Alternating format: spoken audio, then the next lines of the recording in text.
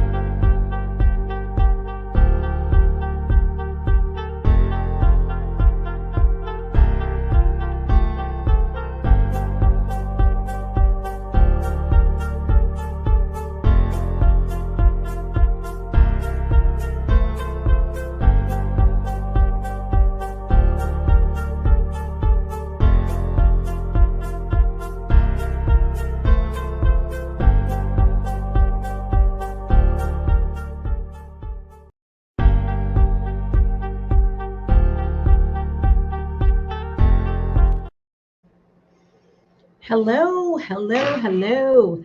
Today I am going to be sharing with you about my first career transition.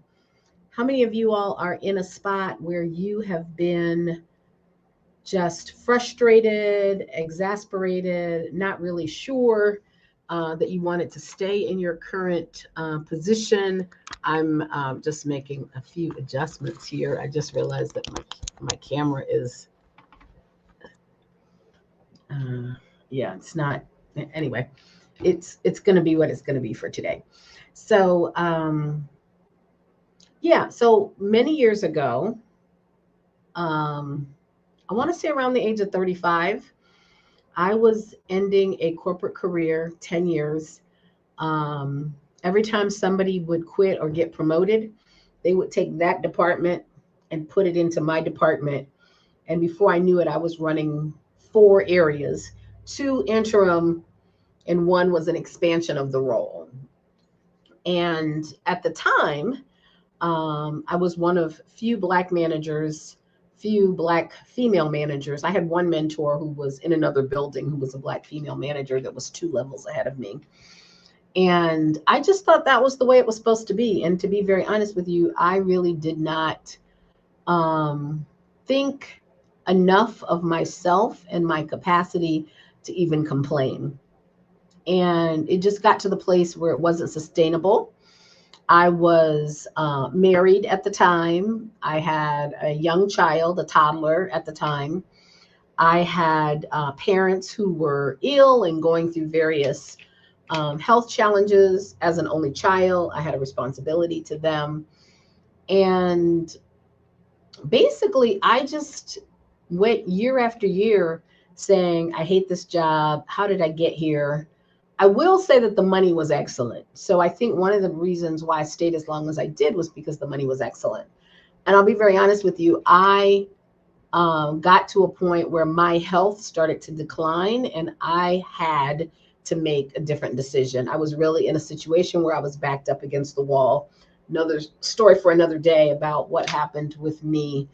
But long story short, I basically got pregnant with a second child and said, I definitely can't do this with 2 children. And although the money was good, I was like, okay, I got to find a way out. So the best decision that I ever made was to fight for me and my life and my self-respect and my future, and to make myself the center of my own career story. And so that's what I want to talk about today. When you are in a situation where you can't take what you have been dealt and you recognize that to save yourself, you have to leave. That is a decision that is still very difficult to make. Sometimes you may not have people around you to support your decision. And so that's the story really that I want to tell today. So let me step back and introduce myself. If you are watching online, I appreciate it if you would please say hello in the comments. I would love for you, if you have not, to like this video, share it with someone who you know. I would say that my channel is really for a community of BIPOC professionals and leaders who are mid-transition. They might have been in your job 5 to 7 to 10 to 20 years. and you've just reached a point where you have to do something different. You must do something different. So my name is Dr. Crystal Harris. I'm a semi-retired educator, career strategist, and content creator. I'm a lover of all things international travel. And because of my own personal career story, I believe that my decision to retire and take a sabbatical saved my life. So I actually am in the process of reinventing my professional life for the third time right now. And this story is about the first time, which is my transition from corporate America into the academy. So that's what I want to talk about today. So I do, as usual, have a couple of notes on my iPad. So you'll see me holding this up from time to time. So this is really, I think, an important story to tell now, because I feel like we are once again in a time in American history where women, Black women in particular, but I would say BIPOC men and women, are looking at the world and looking at their professional lives and looking at their companies and maybe saying, what the hell, WTF. So if your workplace and your department is engaging in practices that you know are causing you harm, if there's toxicity, either because of the people, the systems, or the physical environment, then this is a channel where we talk about how do we make it better? How do we change? How do we, one, recognize what's going on, two, get the support we need, three, make proactive, positive decisions that are in alignment with our career goals and our future legacy, and leave if necessary. I really prefer the term career strategist to career coach. And the reason why I do is because sometimes you don't need a long-term relationship with the coach in order to make the decision you need to make that next leap. Some people do need sustained coaching. I offer individual sessions as well as long-term meaning a package of, say, 10 sessions over the course of as long as you want to spread it. I would say 10 sessions, but certainly no more than 1 year. And that allows us both to be making sure that you're making progress. So in this episode, I'm sorry, all of a sudden I'm coughing. I got the cough drops and the water nearby. So I want to talk a little bit about the reality of feeling stuff, and I also want to offer you a couple of career hacks, and then at the end I want to tell you about a tool that I've developed that may be helpful to you. So starting out, I want to talk about my career burnout story. So I have a bachelor's degree in mechanical engineering, which, to be honest with you, I only got because my parents were excited that I could get free tuition. And at the age of 18, as someone who, what am I, Gen X, doing what your parents said or doing things to please your parents was definitely how I was raised. Both my parents were educators. They knew that with an engineering degree, I would have lots of options in the future. And I didn't have a strong sense of career, like this is what I want to be. I've always wanted to be. I sort of wanted to be a psychologist, but honestly, I don't think at 18 I really knew what a psychologist did. So I ended up getting a co-op assignment. And while I was in that co-op assignment, I made a lot of contacts. I really enjoyed the people that I worked with. I felt like I got a lot of support. In the 80s, that was the beginning, in my opinion, of affinity groups really having a strong connection to upper leadership in many big Fortune 500, Fortune 50 companies. So I was a member of the women's leadership team, the Black leadership team, and received a lot of coaching, professional development, and mentoring as a result of how to be successful in that role and the next role. And so I think my career burnout story really started in that, as I wanted to not only please my parents, but I also wanted to please the different mentors who I really looked up to and respected. I found myself really taking on too much and allowing myself to sort of be dumped on. At one point, I learned that if I took a certain promotion or assignment or a reassignment outside, I worked in Iowa for a while. that was going to allow me to be eligible for a sign-on bonus, because that was a place that they really wanted to attract Black managers. And of course, most Black managers weren't like begging to go to a place like Iowa. So as a result of that, I found myself as the only person of color and the first woman of color that had ever been a manager at the plant where I was working in Iowa. And as a result of that, there were some things that went down that were definitely race-related events that impacted not me because I was their boss. I mean, it impacted me to know that it was going on. But basically, there were some other people of color who were defending the first Black female manager that they had, that were being said that I was not aware of. And one of these women of color decided to file a racial harassment complaint with HR as a result of what was said to her in the break room. And of course, the things that were said to her were about me. So long story short, there was a person who was put on probation, a person who was terminated. And in fact, the young woman who made the report also felt like she was being retaliated against, because again, it's a very male-dominated manufacturing environment. So the extreme stress that I felt on as this whole plant that had, I want to say, a couple thousand employees. So I sort of became famous as the person who this incident was about, but although it was not like directly said in front of me. So as a result of that, I felt even more isolated and in the fishbowl and needing to perform at a very high level, which I think I did. But I also knew that what I was doing was not sustainable. And so I decided, after I found out I was pregnant, I had been there 10 years. I worked at another plant and took a transfer. So I'd been there 10 years. So I was eligible, vested, and I worked. Not only did I make a great salary, but I also had stock options as well. And I was able to take some of that, which was doing very well, and use that to give myself a career break. I didn't know the terminology at the time of a career break, but I took a career break and then decided to be at home with my second child, which was a really good decision as well. I think professionally and personally, because I had not been able to spend a lot of time with my first child, for me, I think it really, what's the word, assuaged that mom guilt.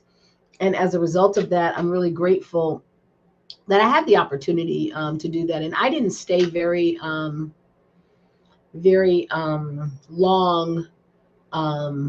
as a stay-at-home mom. That really wasn't for me either. I ended up using that year to basically organize myself to apply to graduate school, because I did know that I wanted to switch careers. So I'm going to check in on the comments, and let's see, this is the easiest thing, is to show it here. There is a reevaluation moment happening at these jobs. I am fortunate that my job is doubling down on their values and beliefs. Yes, absolutely. That's really a blessing. Really, really a blessing. I think that the company, I probably should find out. I think that there are some companies, and like I said, I worked at this company for 10 years and I retired in 1998 when my daughter was born. But I feel like I would be shocked if they were to undo or dismiss all of the decades that they had put into basically recruiting, retaining, putting systems in place, evaluating themselves, asking themselves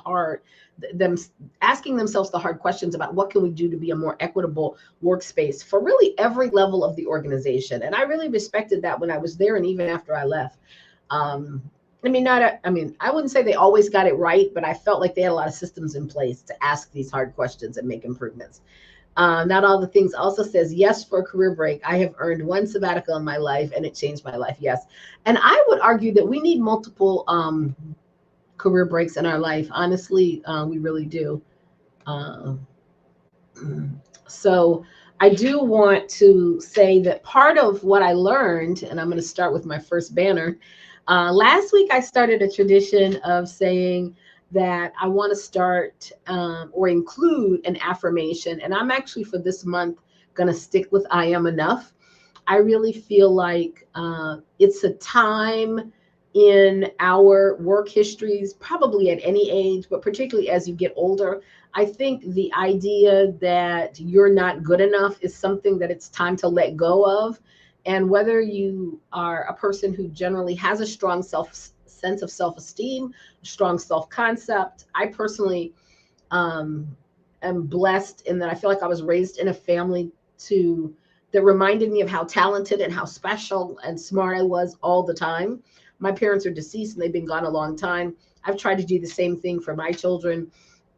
But in most situations, I don't think I'm not good enough on a conscious level. But I think if I look at some of my behaviors and some of my people pleasing tendencies, a lot of which are socialized because of my work experiences, people will just pile work on you and be like, oh, you should do it. And unfortunately, I'm also a person who really likes to be helpful. And so that also works to make me do more. And so I have been trying to really work in therapy and through other processes to do a variety of things to just remind myself consciously and subconsciously, one of which is affirmations. I'm a big believer in affirmations. And when we go to the mirror and say to ourselves, I am enough, I am enough, I am enough, I am enough, it really calls into question just how fabulous we are, how wonderful we are, and how we can just be ourselves. That the people who love us not for what we do for them or what we can do for them, but because of just who we are. We are human beings. So the be is important. It's not the have and it's not the do. So burnout really begins when we start to give away and allow people to chip away at that self-concept. And so I reached a moment in my career burnout story where I knew I could not stay any longer. I literally started gradually taking things, pictures off, cleaning files, emptying out my computer, emptying out my desk drawers. And the day that I finally decided that I would not be coming back, I actually had several weeks vacation. So I had decided not that I wasn't coming back. So I went to tell them that I was giving my notice and that I would give 6 weeks notice so that I could train someone, but I would only be coming in once or twice a week. I didn't bother to tell them at that time that I'd found out I was pregnant. And by the way, I had just found out I was pregnant. So like, I just really wanted, like I said, to have like this really long ramp or career break leading up to the birth of my second child. So the journey to reinvention really began, honestly, after that period that I dedicated to being a stay-at-home mom, when I went through the process of trying to figure out through career inventories, meeting with coaches, what did I want to do next? I kind of knew that I didn't want to do anything in corporate America. I, at the time, saw the academy as something that was really phenomenal. So I did a lot of research on degree programs, what I would want to teach if I went into higher ed, and began the process of applying for a variety of doctoral programs. And I might say that because I wasn't clear and didn't have a strong vision, didn't have a strong sense of self, didn't understand the game of getting in. I'm going to do some videos on that one day down the road. But there is a game or a strategy that it takes to make a transition across industries. And I think those steps are still really key even now. And I want to talk about that. But the whole process of getting into a PhD program that would pay me. So that was really why it was difficult. And now there are a lot of ways that you could get into a PhD program, but you have to borrow the money to do it or spend your own money to do it. And I knew that the type of student I was and this type of student I would be, that I wasn't going to borrow any money to get started. I ended up borrowing money to finish, but to get in, I was able to get in a program that was funded and also able to get in a program that paid me a stipend being a mom, I needed to have a way to put a roof over our heads. So my journey to reinvention really ended up in really making time to reflect on where did I feel my purpose was, who did I feel called to serve, if I was going to be in academia teaching, like what did I really enjoy talking about, what would I have fun sharing with other people. I really didn't want to settle, and I really didn't want to be in a position a second time where I was doing anything that I found boring, tedious, and just, toxic for my health. So I think I did a great job in terms of picking the field that I wanted. I ended up getting a counseling degree 2 counseling degrees, but I got the first counseling degree because it was going to be easy to get in and easy to get funding. And I felt like I needed something besides mechanical engineering to explain that I could be good at humanities or a social science field. So that was another key lesson that I learned. I also surrounded myself with people and resources that were in my new discipline. So I think that's a second thing that I did really well. And the first thing that I did, which oddly enough, just recently I got an email from them. The American Psychological Association had a conference coming up, and somehow or another I heard about it or read about it in one of the many search places. I don't know where I don't even remember Google searches were a thing in 1998. If you know, those of you that are in tech, tell me in the comments. But somehow or another, I found out about the American Psychological Association, and I applied to be a guest and a volunteer because I didn't know if they would accept me, basically explaining that I was going through a career change and that I was in need of some information about the profession. And I thought the best way to get it would be to go to this convention. And by the way, it was a very expensive convention. And at the time, I probably could have afforded it, but I felt like I would do better in terms of networking if I went in some type of official capacity. So that was also a big part of my journey to reinvention. And at that conference, I immediately knew I was home and I was in the right place. And the journey to becoming a psychologist really started at that particular conference. Another thing that I used as a sign that I was moving in the right direction is the fact that it was in Chicago, which is where I was attending grad school at the time, the first master's that I got. So going to grad school with the baby had a lot of challenges and also mindset shifts. And one of the other things that I did at the time, which is going to seem sort of like off, but was very, very instrumental in changing my mindset, was I decided to sell Mary Kay cosmetics. How many of you all remember? I mean, I'm sure you can still buy them. I'm sure they still exist. But at the time, I felt like it was a way to get out of the house. It was fun. There were a lot of other moms there. I didn't wear a lot of makeup. As you can tell, I still don't wear a lot of makeup, but I did love their skincare. So I could honestly say it was a good product. But they had these conferences and weekly meetings and challenges and things that kind of just helped me shift my mindset as from one where I feel like in corporate America, the mindset about work is that, we just pile it on and do it, and you kind of put your head down and you should never expect to have fun. I think the idea really came to me through the Mary Kay journey that work and business and sales can be fun. That wasn't necessarily the business for me because the idea of carrying around inventory and toddlers and the things that toddlers need was just too much for me. And I, as you all know, I love to talk. I love people. So selling was not difficult for me. But I will say that was the first mindset work I had ever really done. And they called it mindset work. So I didn't even know that that was sort of a whole thing. It was also the birth of positive psychology around 2002. For those of you who've heard of Martin Seligman, he's considered the father of positive psychology. I'm going to look at the comments again. Let's see what we got here. I love affirmations, and we are all just enough. Amen, amen, amen. And yes, this is something I also struggle with. I find it's fine to be an overachiever at work when life is going well, but when in life inevitably goes sideways, I need some leeway at work. Exactly.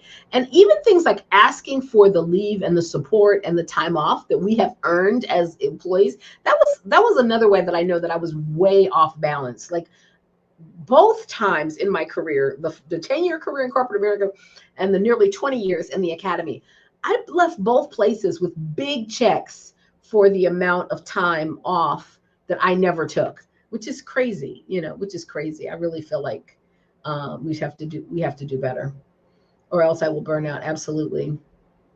Very strategic. Yes. I mean, I don't know that I was calling it strategic at the time. Yes, for the pink car. Okay. So I was going to say that, so I didn't ever do much as far as like building a team, because I think a part of me always knew that I would be walking away from Mary Kay once I figured out what I was actually going to be doing with my education. But it was just a great thing. I think we met like every other Thursday or something, but I loved getting out of the house. I loved, they had a dress code, so you had to dress up.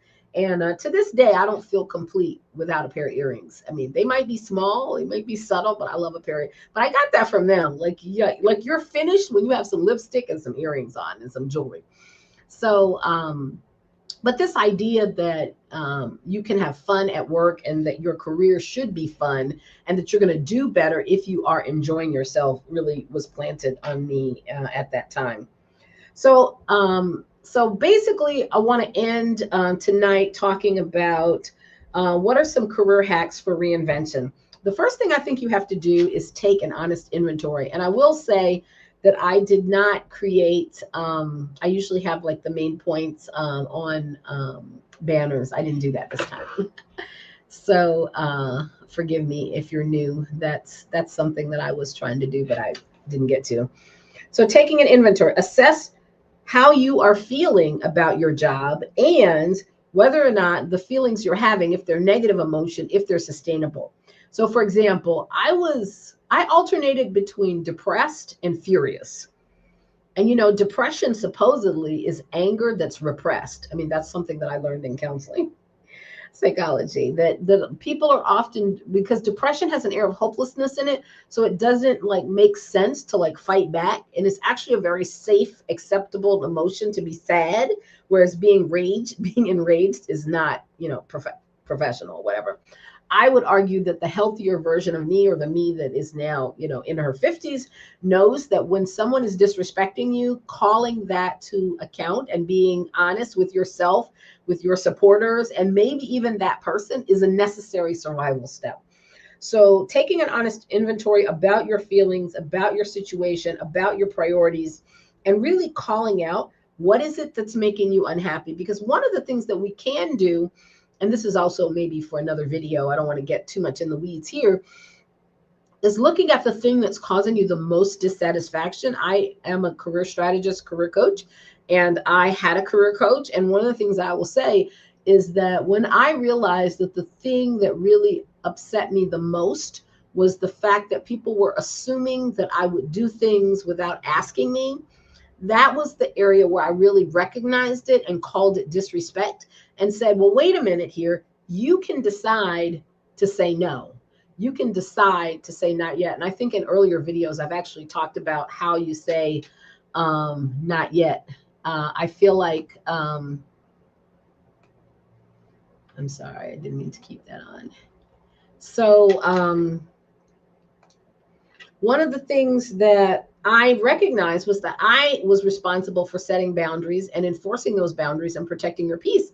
And if people were upset about that, that was going to be on them. That wasn't going to be on me. So what I tried to do was develop this way of responding and said, well, you know, I really appreciate you thinking of me right now. I have too much going on. Can I give it some thought and get back to you? And sometimes the answer was, I appreciate you thinking of me, but unfortunately, I'm not able to add anything to my plate right now. But I wish you well, or, you know, whatever, or nothing, just period. That's the end of it. The second hack I want to give you is that you need to be able to expand your vision. One of the things that I had to let go of was this idea that a corporate job was safe because you had a good paycheck. Was something that I had to let go. It was something that my parents, as baby boomers, had passed on to me, but as a Gen Xer, I was also born at a time where we were beginning to see how older workers were not really protected in the workforce, were not really respected in the workforce. I mean, we've seen that to a whole new level now. In fact, people who are given jobs today it's not even a given that you're going to get a pension if you stay 10, 20 years. But at the time, that was a thing. So expand your vision to what is acceptable and what is safe. You know, take a course. Like, so out of the blue, I love Master Chef and any type of cooking composition show. This morning I got the bright idea. You know, you've never had, I consider myself a great cook. Most people who know me think I'm a great cook. You know, you've never had a professional cooking class. I think that as a semi-retired woman, I really feel like I should do a cooking class. Like, this is a part of a career break that I'd never thought about. I did a meditation retreat. I did a yoga retreat. These are things that I enjoyed. I want to do some type of like dance class, but honestly, my knees are not allowing me to feel confident enough to do that. But I'm thinking about researching cooking classes in my upcoming trip to Central America. I'm going to check into that. So it's not a career choice, but like even exploring hobbies and things that you love doing, that could be a career choice for you. It might be it might lead to taking a class, might lead to another class, might lead to a certification, might lead to an internship. And therefore there might be a career path down that road. I mean, but you don't know unless you try, basically. So expand your vision. 3 is build a bridge. I'm sure you all know most of my audience would be people who are probably late 30s all the way to, 40s and 50s. Most of us are not going to just quit a job with no plan, no savings. So here comes the next step. Make sure you're building a bridge. And what I mean by bridge is upskill and start freelancing, start a side hustle, hire a coach in that industry, go to a conference, see what the certifications are required. Don't just put your toe, put one foot squarely in that potential career. Make a list of the things that you can do, prioritize them in terms of what's accessible to what's not accessible, and put them on a timeline. And even doing that will help you be able to tolerate the bull-ish that's going on at your workplace if you are at the point where you are enraged and ready to jump and walk out. And then my 4th hack, which is, I feel like I say this every week to you all, is always about finding a support system. I would say that one of my strengths is building community. I have a community for educational leaders called Lead and Liberate, which is really designed to be a safe space for people to come and ask hard questions about their career, about feedback they've gotten, about transitions or leaps that they want to make up and over. Higher education, I think, thrives on uncertainty and scarcity mentality. And that's another thing that I'm like is contrary to my belief system and that I want to see change. And I feel like I'm dedicating a part of my coaching practice to really sort of spreading the truth about what are the myths, and at least in terms of my own experience, and also exposing people who are willing to share some of the things they've learned that were myths and some of the strategies they used through the podcast, My Academic Life, which I'm excited to say is getting closer to fruition every week. Today I have an interview scheduled with our 4th guest for the podcast. So it's coming. So finding a support system that's going to really help you make the transition, even if it's just sort of like the thought process, and not censor you or make you feel bad for wanting to dream. So that is really important. Let's see, we got some more comments. For expansion of how these jobs don't love you, definitely. Yes, always expanding. Yeah, it's a mindset shift. And a cooking class sounds fun, right? And I was like, why have I never done that, right? That's exactly what I was thinking. So another thing that I wanted to share with you all. You all know that I have a Stan store. I think I have mentioned that before. And it has 2 digital products. Today I uploaded the 2nd digital product. The first one that we talked about a few episodes ago, and I can't wait to give you guys an update on my career break. I've bought lots of tickets, made lots of plans since we talked 2 Wednesdays ago about the career break. So there's a career break travel planner, which I am using. I designed it because I couldn't find one I liked. And so I'm using it myself, and it's so far working out pretty good. And then the next thing that I uploaded today is the 1st edition of the Thrive Journal. And so it's an affirmation journal for confidence, clarity, and career growth. And if you go to the Stan store, I think I have the website here. It's pretty easy. It's basically just Dr. Crystal /Stan.store/Dr. Crystal. I try to keep it simple. On Instagram, if you want to follow me, I'm there as /Dr. Crystal Harris. And on, even though I'm Sabbatical Life with Dr. Crystal, the moniker, the @ symbol on YouTube is just Dr. Crystal Harris. Because at some point I won't be on sabbatical. So I was like, let me just keep it Dr. Crystal Harris. So I wanted to share that. Let's go back to media assets. Basically, what I would like to do is actually, once I'm convinced that the digital journal. I would love to have maybe 5 or 6 people purchase it, tell me they love it, tell me what they'd like to see improved.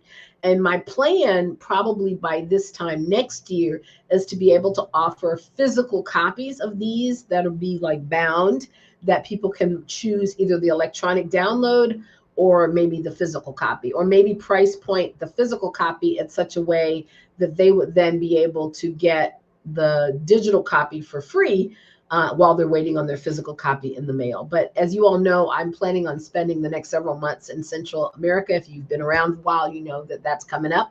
I have less than 30 days till I leave for San Jose, Costa Rica. And so it's just not conducive for me to have that as part of my stand store at the moment. But I'm definitely a person who, I think I've showed you guys so much. I think I got this from Marshall's. Actually, let me take this off. I don't know if you can see this. Yeah, I got this from Marshall. So I love a paper journal.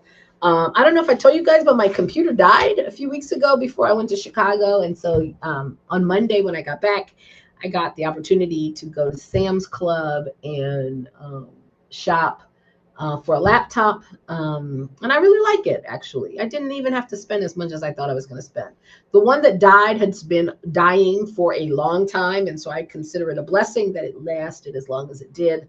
But that being said, I know that there are a lot of digital tools that came with the laptop, like free resources. So I'm going to be reviewing those and perhaps recommending some of those as well.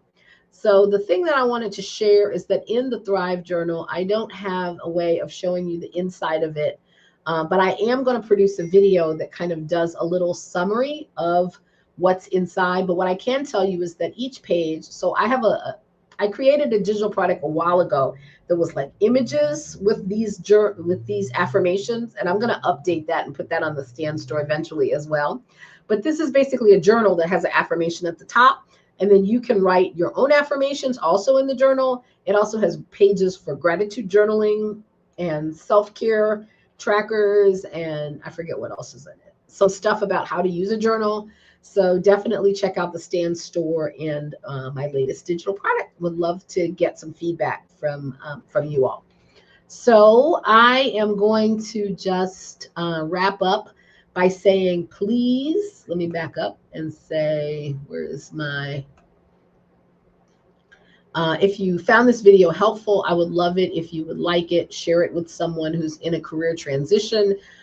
Please subscribe to the channel. I'm so excited about how my decision to show up and be consistent on this channel has led to me being able to grow the channel and grow the community. Your presence here on Wednesdays is so appreciated. And I'm so grateful to have this platform to be able to just basically remind you how special you are, how talented you are, how wonderful you are.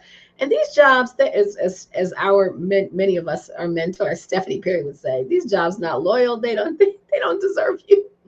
But many of us like what we do, even if we don't feel like we were, in my case, past tense, really respected and acknowledged for what we brought to the table, and sometimes not financially compensated for what we did for them. So I will say that while I feel like my sweet spot as a career strategist is to help you survive if you got to stay there a little while longer, and also help you make some decisions that can make being there, the time that you have left, tolerable and meaningful and impactful. So that's it for tonight. Thank you so much for joining me, and I will see you next week. And next week, I am going to do one of two things. I might find a way to do both.